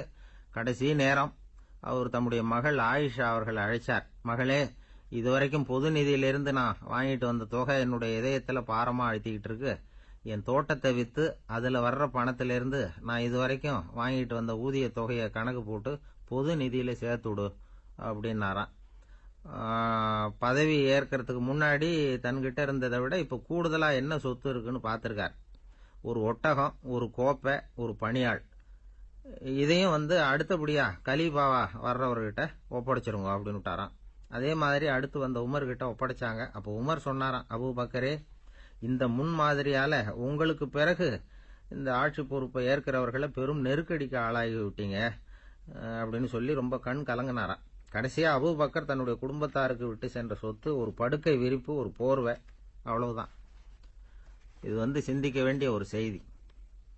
ஒரு ஊர்ல ஒரு மன்னர் இருந்தாராம். அமைச்சர் அவர்கிட்ட சொன்னாராம், மன்னா, நம்ம ராஜ்யத்துல இனிமே லஞ்ச ஊழலே இருக்காதுன்னாராம். ஆஹா, அப்படின்னா ஊழல் பேர் வழிகளை எல்லாம் நாடு கடத்தியாச்சா அப்படின்னு கேட்டிருக்காரு மன்னர். இதுக்கு அவரு, அப்படி இல்லைங்க, இனிமே கொடுக்கறதுக்கு ஜனங்கள் கிட்ட பணமே இல்லை. இந்த உலகத்துல எல்லாருக்கும் மகிழ்ச்சி தரக்கூடிய ஒரு பொருள் எது? இது ஒரு முக்கியமான கேள்வி. இந்த கேள்விக்கு பொருத்தமான ஒரு பதிலை உங்களால சொல்ல முடியுமா? அதாவது கொஞ்சம் யோசிச்சு பார்த்தா பணம்னு சொல்லலாமா? இப்போ கையில் காசு இல்லாதவங்ககிட்ட ஒரு 10 ரூபாயை கொடுத்தா அது அவனுக்கு சந்தோஷத்தை கொடுக்கும். ஏற்கனவே வருமான வரி பிரச்சனையில் சிக்கி இருக்கிறவர்கிட்ட இன்னும் கொஞ்சம் பணம் இந்தாங்கன்னு சொல்லி கொடுத்தோம்னா அது அவருக்கு சங்கடத்தை தான் கொடுக்கும். அதனால அந்த கேள்விக்கு பணம்ங்கிறது பொருத்தமான பதிலாக இருக்க முடியாது. கேள்வி என்னன்னா, இந்த உலகத்தில் எல்லாருக்கும் மகிழ்ச்சி தரக்கூடிய ஒரு பொருள் எது? சரி, இனிப்புன்னு சொல்லலாமா? ஏன்னா எல்லாருக்கும் இனிக்க தானே செய்யும். அதுலேயும் ஒரு சிக்கல் இருக்கு. சர்க்கரை வியாதிக்காரங்களுக்கு அது என்ன சந்தோஷத்தையா கொடுக்கும்? ஆக எல்லாருக்கும் வேறுபாடு எதுவும் இல்லாமல் மகிழ்ச்சியை கொடுக்கக்கூடியது வேற ஏதோ ஒன்று இருக்கு. அது என்னன்னு கண்டுபிடிக்கணும். அதுதான் இன்னைக்கு தகவல். இப்போ அதை கண்டுபிடிக்கணும்னா இந்த கதையை கேட்கணும். அது என்ன கதைன்னா, ஒரு ஊரில் ஒரு ராஜா இருந்தார். அவருக்கும் இதே சந்தேகம் வந்துட்டுது. அதாவது எல்லாருக்கும் இன்பம் தரக்கூடிய பொருள் எது அப்படின்னு. இதுக்கு பதில் தெரிஞ்சுக்கிறதுக்கு ஆசைப்பட்டார். சரி, அதுக்கு என்ன செய்யலாம்னு யோசனை பண்ணார். நாட்டு மக்களுக்கு பகிரங்கமாக ஒரு அறிவிப்பு கொடுத்தார். நம்ம நாட்டு மக்கள் இன்பம் தரக்கூடிய பொருள் எதுன்னு நினைக்கிறாங்களோ அதை கொண்டுகிட்டு அரண்மனையில் உள்ள கண்காட்சி மண்டபத்தில் வைக்கலாம். அப்படி அவங்க வைக்கிற பொருள்களில் எது எல்லாருக்கும் இன்பம் தரக்கூடியதாக இருக்குமோ அதை வச்சவருக்கு 1000 பொற்காசுகள் பரிசு அப்படின்னு அறிவிப்பு கொடுத்துட்டார். ஜனங்கள் இந்த அறிவிப்பை கேட்டாங்க. அதுக்கப்புறம் சும்மா இருப்பாங்களா? 1000 பொற்காசுன்னா சும்மாவா? அவங்க கையில் என்னென்ன கிடைச்சதோ அதையெல்லாம் கொண்டாந்து அரண்மனை காட்சி மண்டபத்தில் வச்சுட்டாங்க. அதுக்கப்புறமா ராஜா அங்கே வந்தார். ஒவ்வொன்றா பார்த்துக்கிட்டே வந்தார். முதல்ல ஒரு குயில் இருந்தது, இனிமையாக பாடக்கூடிய குயில். இந்த குயிலோட இன்னிசை எல்லாருக்கும் இன்பம் தரக்கூடியது தான். இருந்தாலும் காது கேட்காதவங்களுக்கு இந்த இசை எப்படி இன்பம் தர முடியும்? அதனால இது சரியில்லைன்னு விட்டார். அடுத்தபடியாக போனார். அங்கே என்ன வச்சிருக்கிறாங்கன்னு பார்த்தா ஒரு அழகான மயில் அங்கே தோகை விரித்து ஆடிக்கிட்டு இருக்குது. இந்த மயிலோட ஆட்டம் மனசுக்கு இன்பம் தரக்கூடியது தான். இருந்தாலும் பார்வை இல்லாதவங்க இந்த ஆட்டத்தை பார்த்து ரசிக்க முடியுமா? முடியாது. அதனால இதுவும் சரியில்லை அப்படின்னு சொல்லிவிட்டார். அதுக்கு அடுத்தபடியாக போனார். பல வகையான இனிப்பு பண்டங்களை வச்சுருந்தாங்க. பார்த்தார், வயசானவங்களுக்கும் நோயாளிகளுக்கும் இது இன்பம் தராது, துன்பம் தான் கொடுக்கும் அப்படின்னார். இப்படி ஒவ்வொன்றா பார்த்துக்கிட்டே போகிறார். அழகான மலர்கள், கனிகள், ஓவியங்கள் எதுவுமே பொருத்தமாக தெரியல. சகல பேருக்கும் இன்பம் தரக்கூடிய வகையில் எதுவும் இல்லை. கடைசியாக வந்தார். அங்கே ஒரு களிமண் பொம்மை இருந்தது. அது என்ன பொம்மை தெரியுமா? பசியால் வாடி இருக்கிற ஒருத்தருக்கு ஒரு அம்மா இனிமையாக பேசிக்கிட்டு சோறு போடுறது மாதிரி அந்த பொம்மையை செஞ்சுருந்தாங்க. அதுக்கு கீழே அன்பு அப்படின்னு எழுதியிருந்துதான். ராஜா பளிச்சுன்னு ஒரு முடிவுக்கு வந்தார். அந்த பொம்மையை செஞ்ச சிற்பியை வரவழைச்சார், பரிசு கொடுத்தார். அன்பு ஒன்று தான் எல்லாருக்கும் இன்பம் அளிக்கக்கூடிய பொருள். காது கேட்காதவங்களும் அதை கேட்க முடியும், பார்வை இல்லாதவங்களும் அதை பார்க்க முடியும், குழந்தைகளும் அதை உணர முடியும் அப்படின்னு அதுக்கு விளக்கம் கொடுத்தார் அந்த மன்னர். இந்த உலகத்தில் எல்லாருக்கும் மகிழ்ச்சி தரக்கூடிய ஒரு பொருள் அன்பு தான். அதை புரிஞ்சுக்கிட்டு தான் சில கணவன்மார்கள் மனைவி பேரில் ரொம்ப அன்பை காட்டிக்கிறது வழக்கம்.